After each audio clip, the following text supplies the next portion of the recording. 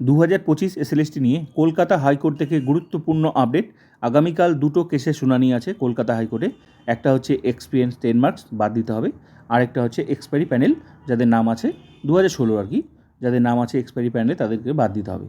তো যদি বাদ যায় তাহলে মোটামুটি 95% উপরে কিন্তু ফ্রেশার্সরা এই 2025 এসে মোটামুটি যত সিট আছে 9, 10, 11, 12 95% উপর টিচার্স কিন্তু ফ্রেশার্সরা কিন্তু চাকরি পেয়ে যাচ্ছে। এটা কিন্তু মানে বিশাল ব্যাপার। সমস্ত ফ্রেশার্সরা কিন্তু চাকরি পেয়ে যাচ্ছে, নতুন করে ডাক পাবে, তার মানে রিপ্যানেল হবে, সঙ্গে নতুন ভেরিফিকেশনের জন্য ডাক পাবে অনেকেই। কিন্তু এটা কি সত্যি ঘটবে? কারা বাদ যাবে? শেষমেশ কারা বাদ যাবে? এই 2025 এসএলএস থেকে শেষমেশ ফ্রেশার্সরাই বাদ যাবে, নাকি ইন সার্ভিসরাই এই এক্সপিরিয়েন্স আর এক্সপায়ারি প্যানেলে বাদ গেলে তো ইন সার্ভিসরাই বাদ যাবে? সেটা পুরোটা কোর্টের উপর নির্ভর করছে কারা বাদ যাবে। তো শেষমেশ কি পরীক্ষাটাই না বাতিল হয়ে যায়? সত্যি কি পরীক্ষাটা বাতিল হতে পারে? তোমাদের মতামত অবশ্যই তোমরা কমেন্ট করে দেবে। তো পজিটিভ হোক বা নেগেটিভ হোক, যাই হোক না কেন, সেটা নিশ্চয়ই কলকাতা হাইকোর্টে থেমে থাকবে না, আরও উপরে যাবে। তার মানে শেষমেশ সুপ্রিম কোর্টেই কিন্তু চূড়ান্ত সিদ্ধান্ত হবে। তাহলে 2025 এসএলএসটির ভবিষ্যৎ কী?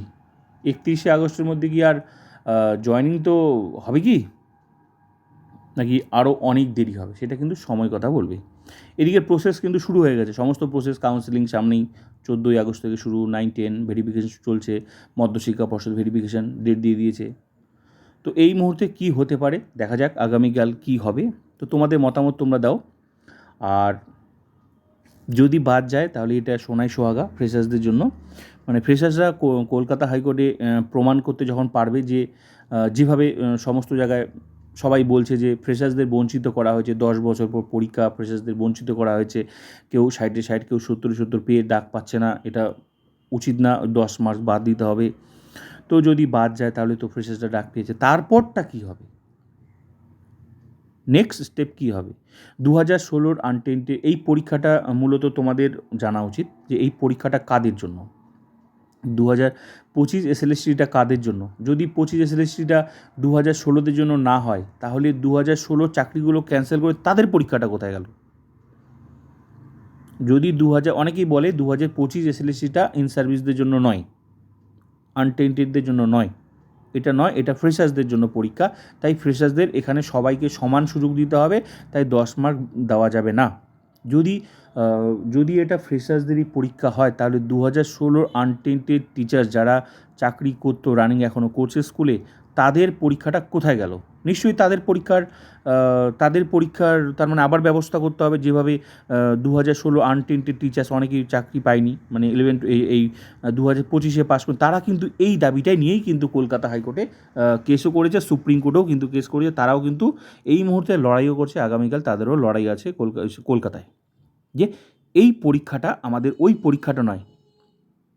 তো যেভাবে সমস্ত ফ্রেশার্সরা চাকরি পেয়েও কিন্তু, যেটুকু আমি সোশ্যাল মিডিয়াতেও জানি, যে অনেকেই কিন্তু যুক্তি করে এই পরীক্ষাটা ইন সার্ভিসদের জন্য নয়।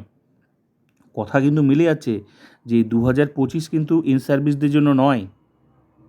তার মানে ফ্রেশার্সদের হয় বলেই তো মানে 10 মার্ক বাদ যাওয়ার সম্ভাবনা আছে, মানে কোর্টে যদি বাদ যায় তাহলে তো এই যুক্তিটাই তো প্রমাণিত হবে যে এই পরীক্ষাটাতে সবাই সমান, তার মানে 10 মার্ক বাদ, সবাই সমান তখনই তো 10 মার্ক বাদ যাবে। তার মানে তাহলে ইন সার্ভিসরা ফ্রেশার্সদের সাথে কেন পরীক্ষা দিবে? 50 বছরের টিচার্স তো ফ্রেশার্সদের সাথে পরীক্ষা দিতে পারে না। 50 বছরের একটা টিচার আর 23 বছরের একটা ফ্রেশার্স তো এক হতে পারে না। একটা বয়স্ক ব্যক্তি আর একটা ইয়ং এক তো হতে পারে না, সমান তো হতে পারে না। তার মানে ফ্রেশার্সদের সাথে ফ্রেশার্সরা সমান হবে, তখনই 10 মার্কস থাকবে না। তাহলে এক পক্ষ কিন্তু 2016 টিচার্স যারা পাস করতে পারেনি 2025-এ, তারাও কিন্তু এই যুক্তিটাই দিচ্ছে যে আমাদের পরীক্ষাটা এই পরীক্ষাটা আমাদের ওই পরীক্ষাটা না, যে পরীক্ষাটা সুপ্রিম কোর্ট বলেছিল নিতে। আস্তে আস্তে কিন্তু তাদের দলে কিন্তু এটা যদি ঘটে যায়, বাদ চলে যায় 95% টিচার্স, কিন্তু তখন তারাও কিন্তু তাদের দলেই নাম লেখা দেবে যে হ্যাঁ, এই পরীক্ষাটা সেই পরীক্ষাটা নয় যেই পরীক্ষাটা সুপ্রিম কোর্ট নিতে বলেছিল। অলরেডি একদল তো চাকরি পায়নি 2016 আনটেন্টেড টিচার্স, 10 বছরের পর পরীক্ষা দিয়েছে, বিনা দোষে চাকরি গেছে, অন্যের দোষে, তাদেরও তো যুক্তি আছে, আমরা কেন বঞ্চিত হব? যেরকম যুক্তি ফ্রেশার্সদের যে আমরা কেন বঞ্চিত হব 10 বছর পর পরীক্ষা দিয়ে, তাদেরও তো একই যুক্তি, 10 বছর পর আমরা একই যোগ্যতা একই চাকরির জন্য আবার পরীক্ষা, তারপর আনটেন্টেড, সুপ্রিম কোর্ট নিজে বলছে আনটেন্টেড। অন্যের দোষে আমাদের চাকরি কেন যাবে, তাদেরও তো একই যুক্তি। এই যুক্তিতেই তো তারাও আবার রাস্তায় নেমেছে কলকাতায়। আগামীকাল তাদেরও কলকাতায় আন্দোলন আছে। তো তাদেরও কিন্তু একই যুক্তি যে এই পরীক্ষাটা আমাদের জন্য নয়। ফ্রেশার্সদেরও যুক্তি এই পরীক্ষাটা হচ্ছে শুধু ইন সার্ভিসদের জন্য নয়, এই পরীক্ষাটা হচ্ছে ফ্রেশার্সদের জন্য, সবার জন্য, এখানে সবার জন্য, এখানে কেউ আলাদা সুযোগ পাইতে পারে না। যুক্তি কিন্তু আলটিমেটলি দিনের শেষে সবারই মিলে যাচ্ছে। শেষমেশ ইন সার্ভিসরাও এক হয়ে যাবে, ফ্রেশার্সরাও এক হয়ে যাবে। তো 2025 স্পেশালিস্টের ভবিষ্যৎ কী হবে সেটা কিন্তু সুপ্রিম কোর্ট ঠিক করবে। কাদেরকে ন্যায় বিচার দিবে, ফ্রেশার্সদের ন্যায় বিচার দিবে নাকি আনটেন্টেড টিচার্স যারা 10 বছর পর পরীক্ষা দিয়েছে একই চাকরির জন্য, তারপর 8 বছর রানিং স্কুলে চাকরি করছে, শেষমেশ ন্যায় বিচারটা কারা পায়, ফ্রেশার্সরা পাবে নাকি আনটেন্টেড টিচার্সরা পাবে, সেটা কিন্তু সময় কথা বলবে।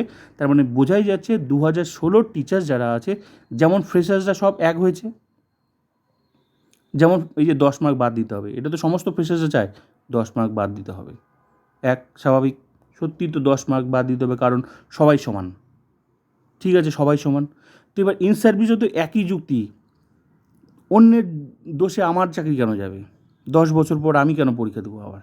আর এই পরীক্ষাটা যে হয়েছে, এই পরীক্ষাটা তো আমাদের পরীক্ষা নয়, এই পরীক্ষাটা সুপ্রিম কোর্ট যেটা বলেছিল সেই পরীক্ষাটা নয়। তার মানে আস্তে আস্তে মানে 2016 এক হয়ে যাবে যদি এগুলো বাদ হয়ে যায়, মানে যদি বাদ হয়ে যায়, তার মানে তারা কোথায় যাবে, তারা তো চুপচাপ বসে থাকবে না।